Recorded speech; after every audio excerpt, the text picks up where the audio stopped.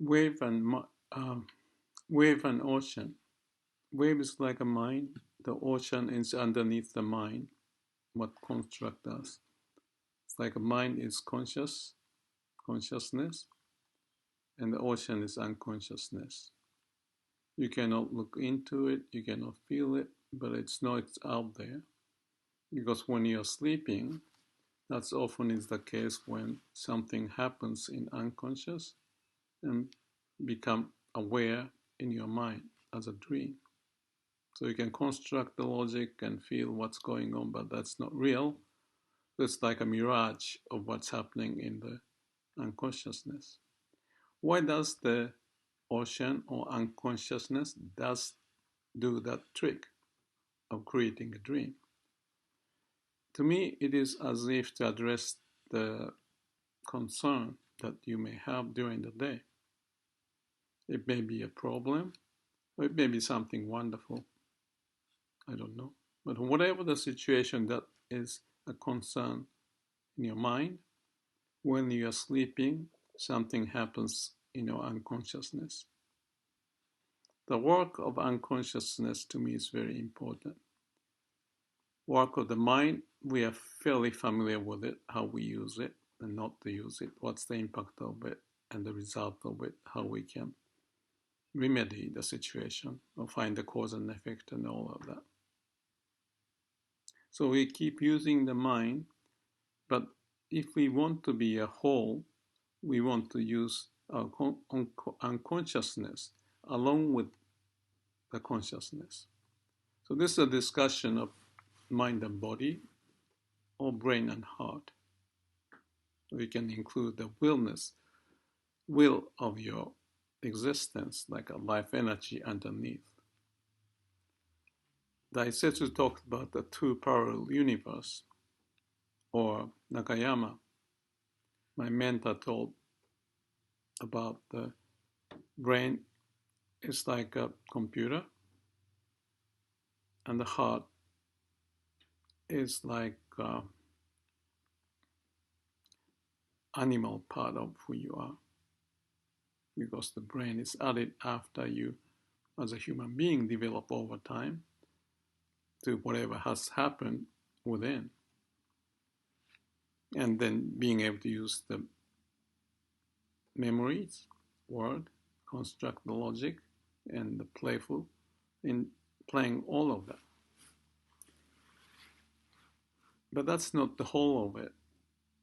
Again, the point I want us to look into is what's going on underneath.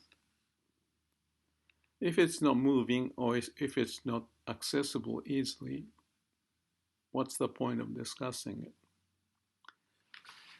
To me, there's an issue of the creativity. As in the case of the dream, the creativity is combining a different element, whatever that is, in a unique way, as if to figure out the strain that you have in your whole system. The strain may be resolved by the dream, as may be explained by the scientist when they dream and come up with the idea. When you have difficulties, the whole existence suffers in a way, want to address so that they can live well. Therefore, that act may come out as a dream or the insight. When you can do this well, you are a smart person. I don't know if the smart is the right word, maybe the wisdom, man with wisdom, so that you have a very deep insight that you cannot see. Why? Because we are looking at the surface symptom, but not connecting to something else underneath, deep down in your existence.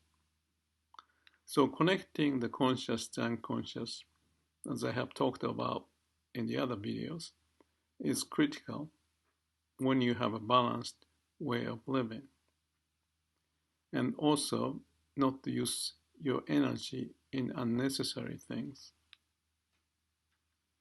If you are unable to solve the problem using the mind, keep doing it may not make sense. Or you're using the mind for something which is not important that may not make sense. So how can we be aware of it? In short, I think that's the power of unconscious. But perhaps before that is to realize that you're wasting, something is wrong. And generally speaking, you can feel it intuitively, or the body is telling you. The stomach is hurting because you're just obsessed in something. Your blood is going up because you're angry. Your face is changing green, whatever. But you can address it if you realize it. The hormone that bring out anger may recede in 90 seconds if you don't do anything. That's the point of being calm and quiet. If you revisit the memory related to the anger, that you reinforce the activity in that area in the brain. And the hormone may be more released, and therefore you keep on dwelling on that. You never stop it, even if it's hurting yourself or even hurting other people in the process. Because you're too narrowly focused and not being able to see a bigger picture. So the wisdom or creativity is a way to get out of it. Coming out of the suffering is one way to use the wisdom so that we can live our life better. So back to the original point of the function of unconscious. One point I want to mention is that this ocean, unconscious part of who we are, has lots of element in it. Maybe there's DNA, memories of different past, all put together. Some of the concept, thought, images may be there too, which you can access when you are not using the brain or consciousness. That's why you let go in meditation to go deeper and deeper. It's like a deep learning in artificial intelligence. More you can access to that unknown power, the resources you have, and connect to the issues that you have a concern. That's what this power of unconsciousness may be able to do. I use the word listen to the heart. That's one example. Not just be occupied in the brain. Use the brain, but at the same time, listen to the heart. That's the point in my book I mentioned. And the Dalai Lama also commented on that in his foreword for my book. That his emphasis is use the brain, but at the same time, listen to your heart. Listen to what's going on in unconsciousness. So you have those conscious, unconscious being put together. Can you do that? That's the exercise. If you can do it when you're awake, then you can have access to the creative power, insight.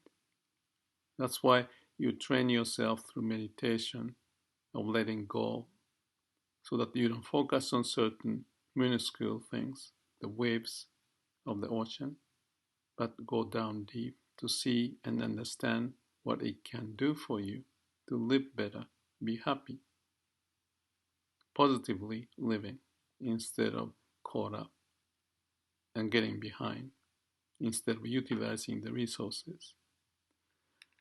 So, unconsciousness. Within that unconscious part, if I can use the neuroscience as a way to explain this, there's the neuron and the memories, logics, whatever, and the images in there. But it's not connecting to each other to come up with the answer to your concern. If you keep using this brain part, the waves only, you can use it, but at the same time you want to listen to the heart, what's underneath. What happens then I think, is the strain or the blockage that exists underneath would self-organize itself as if to bridge the gap. Why does it do that? My simple explanation for that is that to live, that's the function of life force, to go beyond the difficulty so that you can live better.